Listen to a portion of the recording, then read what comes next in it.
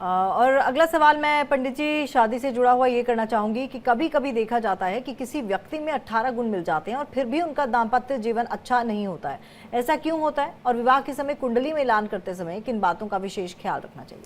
देखिए, जब पहले के समय में प्राचीन काल में कुंडली मिलान को अति आवश्यक माना जाता था। वर्तमान में देखिए सूचना और प्रौद्योगिकी का इतना आधुनिक ज़माना आ गया है, तो मिलापक जो मिलाया जाता है जन्म कुंडली, यह एकमात्र रस्म अदायगी है कि भाई तसल्ली कर ली गई, मिला ली गई, और इसमें बहुत ज़्यादा ज्योतिषी जो पहलू हो तो उस पर ध्यान नहीं दिया जाता है।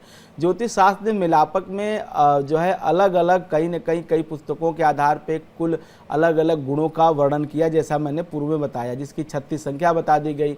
18 या अधिक उससे गुण मिल गए तो विवाह का मतलब दाम्पत्य का सुख अच्छा, इसका सूचक, इसका संकेत कर दिया जाता है।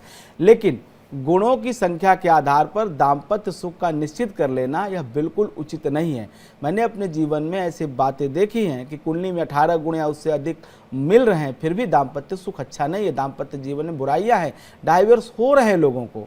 इसलिए 18 गुण की अपेक्षा कहीं अधिक गुणों का मिलान होने कारण भी मधुर और दाम्पत्य जीवन अभाव देखा जाता है, अच्छा दाम्पत्य जीवन नहीं पाया जाता है। इसका मुख्य कारण क्या है? इसका मुख्य कारण यह है कि मिलापक को मात्र गुणों के आधार पर अगर आप इस प्रक्रिया से लेंगे, समझेंगे, तो कहीं ना कहीं दिक्कत आएगी। जैसे कोई परीक्षा हो जिसमें न्यूनतम अंक पाने से विद्यार्थी उत्तीर्ण हो जाए, या एक दो कम अंक आए तो उसे अनुत्तीर्ण घोषित कर दिया जाए, तो यह जीवन है, परीक्षा तो है नहीं।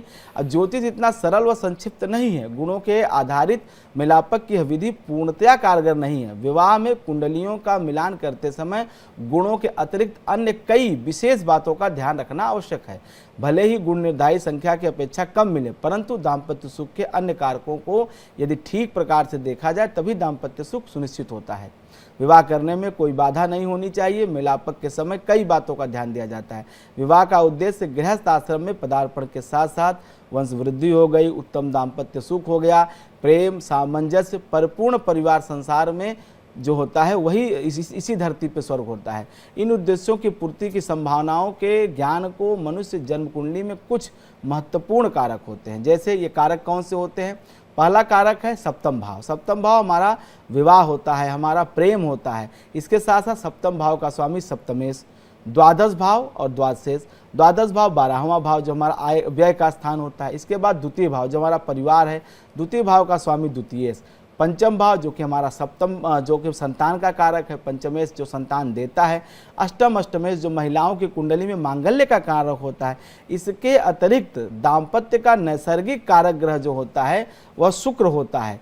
नैसर्गिक कारक ग्रहों के साथ साथ जो पुरुषों के लिए शुक्र और स्त्रियों के लिए देवगुरु बृहस्पति, कहीं कहीं चंद्रमा को मुख्य स्थान दिया गया है। सप्तम भाव एवं सप्तमेश दाम्पत्य सुख प्राप्ति के लिए विशेष रूप से आवश्यक होते हैं। इसलिए जब भी आप जन्म कुंडली मिलापक कर रहे हैं तो सप्तम भाव को जरूर देखना चाहिए, क्योंकि यही साझेदारी का भाव है। विवाह में साझेदारी को अत्यंत महत्वपूर्ण माना जाता है।